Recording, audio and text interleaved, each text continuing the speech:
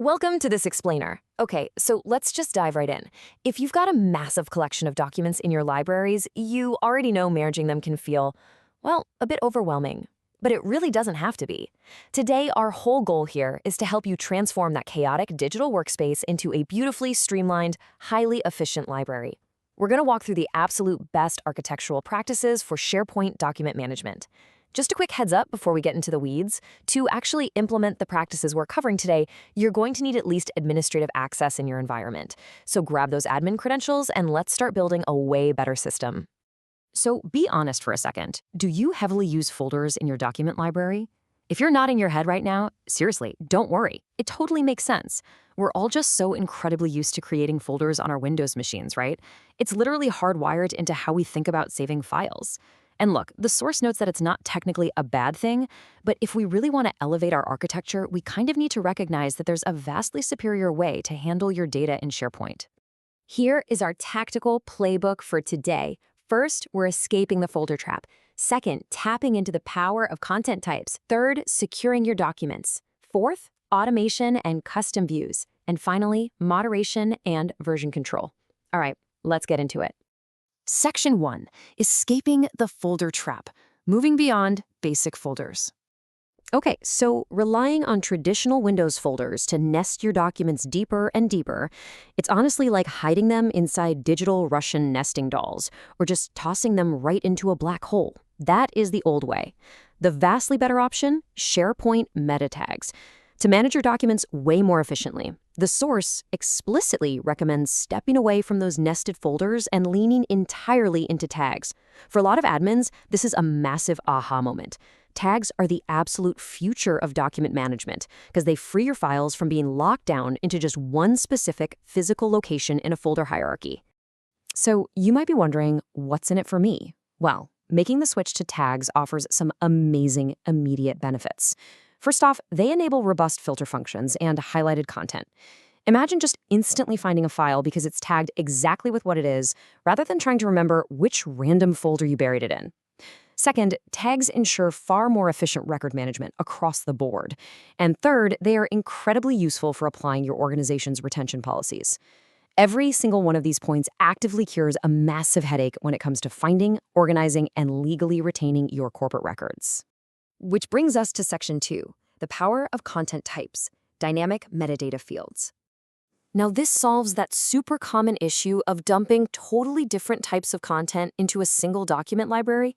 A content type is a feature allowing you to set up dynamic, reusable metadata fields depending on the specific type of content uploaded to a document library, site, or list. Think of it like a smart form that just instantly adapts to whatever you're uploading. Honestly, this is your ultimate organizational hack. In an ideal world, you'd have a different document library for every single type of content, right? But realistically, we all know different types of content get dumped into a single library all the time. That creates a huge problem. Do you assign the exact same metadata to every document, even if they're totally different? Do you create this giant messy list of metadata fields to cover everything? No way. You just create a content type. This lets you configure a dynamic list of metadata. The fields that pop up will depend entirely on the specific type of content that was just uploaded. And the best part, you can reuse these content types on other sites, lists, and libraries across your entire collection. You can literally create as many as you want. All right, Section 3, securing your documents, setting unique permissions. Now that we've got our files tagged and dynamically organized, we absolutely need to lock things down. Think critically about your own tenant for a second. Do all your users actually need to see the contents of all the document libraries in your site collection? Just take a second to really think about that. If the answer is no, and let's be real, it almost certainly is no, then it is time to set up unique permissions. By modifying permissions, you restrict users to only seeing the documents that they actually need to see. And look, this isn't just about keeping people out. It's about establishing trust and safety within your digital workspace. You're securing your most sensitive documents and, crucially, preventing unauthorized or even totally accidental edits on important files. The source specifically points out a really critical baseline rule here. At the bare minimum, make sure that users only have read-only access to all the libraries in your tenant as visitors. They might be able to see the contents, but that visitor access strictly limits them from editing anything. It's basically your ultimate safety net. Moving right along to Section 4, automation and custom views, save time and find files. This is where SharePoint starts doing the heavy lifting for us on autopilot. Do you find yourself always stressing and checking on the libraries in your tenant? Well, the best solution is automation, and it is incredibly fast to set up. Step 1, choose your triggers straight from the list or library. Step 2, set up email alerts. You can do this natively right in SharePoint, or you can use Power Automate.